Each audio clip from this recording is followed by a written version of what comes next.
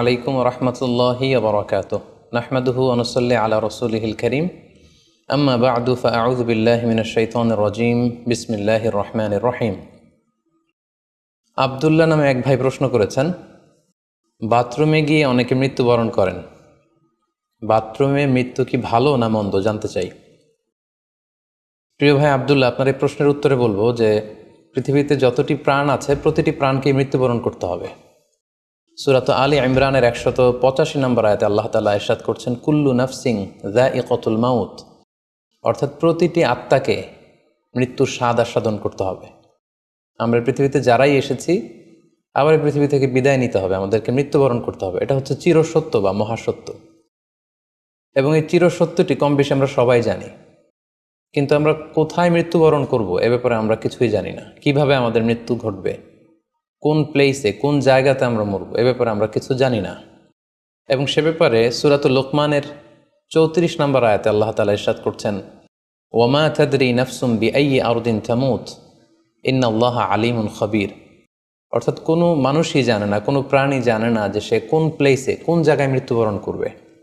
এ ব্যাপারে শুধুমাত্র কেবলমাত্র আল্লাহ তাআলাই জ্ঞান রাখেন। ইন্নাল্লাহা আলিমুন খবীর, তিনি মহাজ্ঞানী এবং সব ব্যাপারে তিনি খবর রাখেন। তাহলে কোরআনের দুটি আয়াতের মাধ্যমে আমরা জানতে পারলাম যে আমরা প্রত্যেকেই মৃত্যু স্বাদ আস্বাদন করতে যাচ্ছি, আমরা মরবো এটা নিশ্চিত, কিন্তু কোথায় মরবো, কোন জায়গায় আমাদের মৃত্যু ঘটবে, সংঘটিত হবে, এই ব্যাপারে আমরা কিছুই জানি না।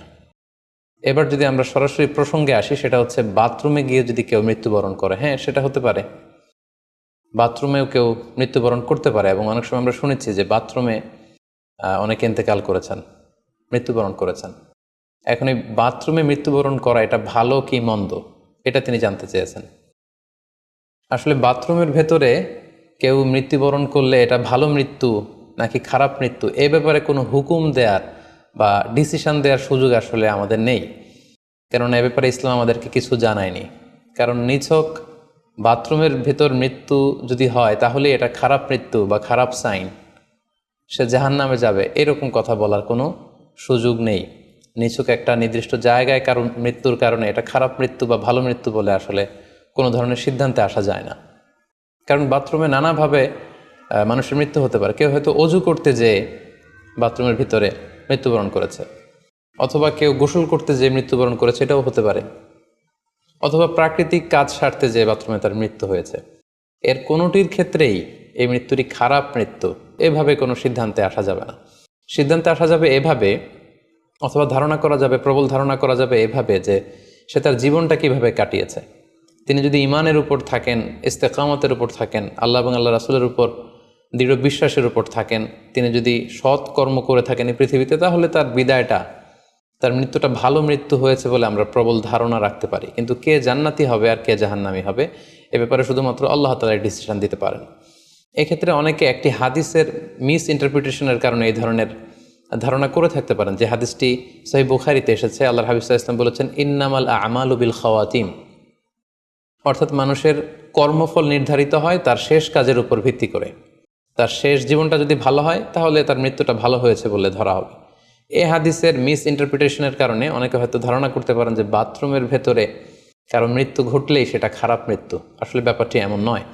হাদিসে যে বিল খাওয়াতিম বলা হয়েছে, এর ব্যাখ্যা এসেছে যে বিল খাওয়াতিম মানে হচ্ছে মা ইয়ামালুহু ফি আখিরি হায়াতি, সেটা শেষ জীবনে কি কাজ করেছে সেটার উপর ভিত্তি করে তার মৃত্যুটা ভালো নাকি খারাপ এটা নির্ধারিত হবে। অনেকের এমন হতে পারে যে জীবনের শুরুতে তিনি ইসলামকে মানতেন না, আল্লাহকে বিশ্বাস করতেন না, কিন্তু শেষ জীবনে এসে তিনি বিশ্বাসী হয়েছেন, তিনি সৎকর্ম করেছেন এবং সেটার উপর অটল থেকেই তার মৃত্যু হয়েছে। সেক্ষেত্রে আমরা প্রবল ধারণা করতে পারি এবং আশা করতে পারি যে তার মৃত্যুটা ভালো হয়েছে। কিন্তু নিছক বাথরুমের ভেতরে যদি কারো মৃত্যু ঘটে এই কারণে এটা ভালো মৃত্যু নাকি খারাপ মৃত্যু সেই সিদ্ধান্তে আসা যাবে না। তবে কোরআন সুন্নাহ আমাদেরকে কিছু আলামত বা সাইন দিয়েছে। এই সাইন বা নিদর্শনগুলো খেয়াল করে আমরা বুঝতে পারি যে কারণ মৃত্যুটা ভালো মৃত্যু হয়েছে নাকি খারাপ মৃত্যু হয়েছে। সেক্ষেত্রে শুরুতে আমরা আলামাতু সুইল খাতিমা, কারণ মৃত্যুটা খারাপ কিনা বা মন্দ মৃত্যু বা মন্দ বিদায় কিনা সেটা আমরা শুরুতে শুনবো। সেক্ষেত্রে আমরা যদি কোরআন সুন্নাহর দিকে তাকাই তাহলে দেখব যে কোরআন সুন্নাহ আমাদেরকে জানিয়েছে কেউ যদি আত্মহত্যা করে মৃত্যুবরণ করে তাহলে এটা আমরা বলতে পারি যে এটা একটা খারাপ মৃত্যু ছিল।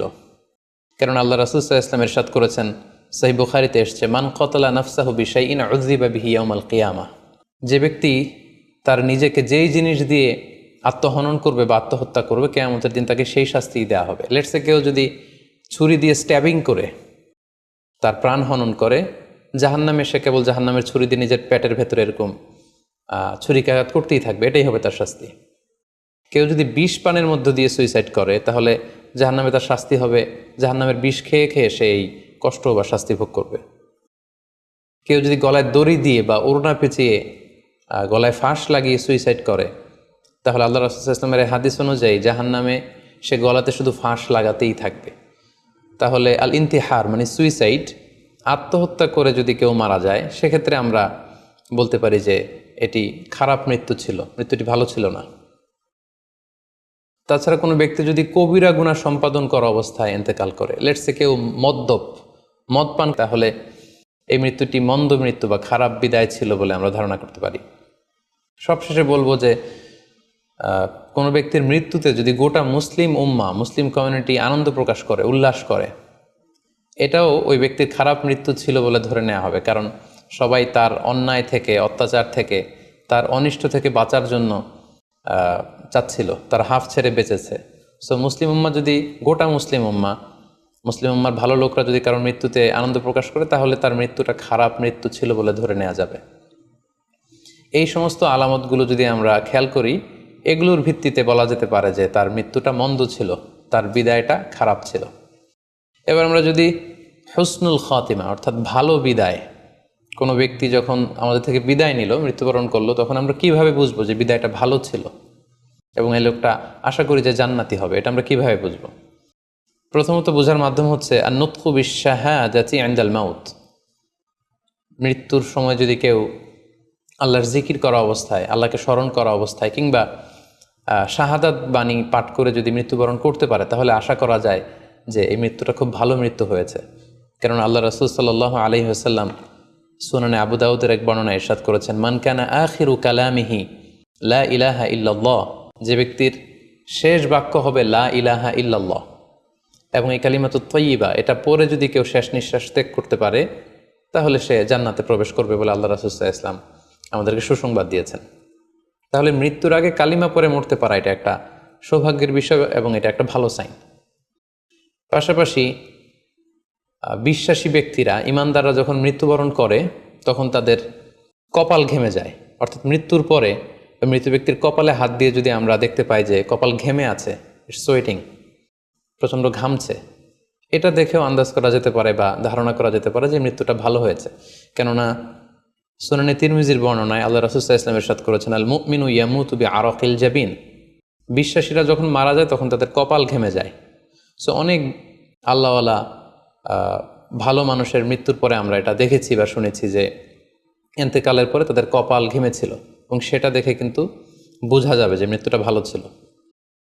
পাশাপাশি জুমার রাতে যদি কেউ ইন্তেকাল করে, বৃহস্পতিবার দিবাগত রাতে, নিঃসন্দেহে সেক্ষেত্রে লোকটার ইমানদার হতে হবে, সৎ ব্যক্তি হতে হবে। সেক্ষেত্রে এটা একটা ভ্যালিউ অ্যাড করবে যে জুমার রাতে সে ইন্তেকাল করেছিল। রমাদান মাসে যদি কেউ ইন্তেকাল করে, এটা একটা খুশনসিব তার জন্য। পাশাপাশি হজের সফরে যদি কেউ, হজের যে দীর্ঘ সফর, এই সফরে যদি কেউ ইন্তেকাল করে, এটা একটা ভালো মৃত্যু বলে ধর্তব্য হবে। পাশাপাশি কেউ যদি জেহাদের ময়দানে শহীদ হওয়ার সৌভাগ্য লাভ করে, নিঃসন্দেহে এটা সবচেয়ে শ্রেষ্ঠ মৃত্যু। আল্লাহ তাআলার কাছে সবচাইতে শ্রেষ্ঠ মৃত্যু হচ্ছে শাহাদাতের মৃত্যু, এবং শহীদের দেহ থেকে গড়ে গড়ে পড়া, মাটিতে পড়া যে রক্তের ফোঁটা, এই ফোঁটাটা আল্লাহ তাআলার কাছে খুব প্রিয়। সো নিঃসন্দেহে শাহাদাতের মৃত্যু এটা পৃথিবীর শ্রেষ্ঠতম মৃত্যু। এবং সৎ কাজ করা অবস্থায়, কোনো আমলে সলেহ ভালো কাজ করা অবস্থায় যদি কারো মৃত্যু ঘটে, লেটস সে কেউ তেলাওয়াত করছিল, হি ওয়াজ রিসাইটিং দ্য হোলি কোরআন, ওই অবস্থায় তার মৃত্যু হয়েছে। কিংবা রোজা মুখে ছিল, সে অবস্থায় তার মৃত্যু হয়েছে। অথবা সেজদায় পড়েছিল, সেজদারত অবস্থায় তার মৃত্যু ঘটেছে। এগুলো হুসনুল খাতিমা অর্থাৎ ভালো বিদায় বা ভালো মৃত্যুর আলামত। তাহলে আমরা সুউল খাতিমা এবং আলামত হুসনুল খাতিমা কোন আলামত দেখে আমরা বুঝবো যে মৃত্যুটা খারাপ মৃত্যু ছিল, এবং কোন আলামত দেখে আমরা বুঝবো যে এটা ভালো মৃত্যু ছিল, কোরআন সুন্নাহর আলোকে সেগুলো আমরা জানতে পারলাম। এর কোথাও কিন্তু বাথরুমের ভেতরে মৃত্যুবরণ করলে এটা ভালো মৃত্যু বা খারাপ মৃত্যু এর কোনোটাই কিন্তু সিদ্ধান্তে আসা যাচ্ছে না। সেক্ষেত্রে সেই ব্যক্তি তার শেষ জীবনে কেমন আমল করেছে, তিনি কি ইমানদার অবস্থায় ছিলেন, তিনি কি সৎকর্ম করেছেন, তিনি কি সালাত আদায় করতেন কিনা, এগুলোর উপর ভিত্তি করে তার মৃত্যুটা ভালো মৃত্যু বা খারাপ মৃত্যু সেটা আমরা বলতে পারবো। কিন্তু নিছক কেবল বাথরুমের ভেতরে কারো মৃত্যু হলেই সেটা মন্দ মৃত্যু, খারাপ মৃত্যু, অপমৃত্যু এরকম ধারণা করার কোনো সুযোগ নেই। আশা করি আপনি প্রশ্নের উত্তর পেয়েছেন।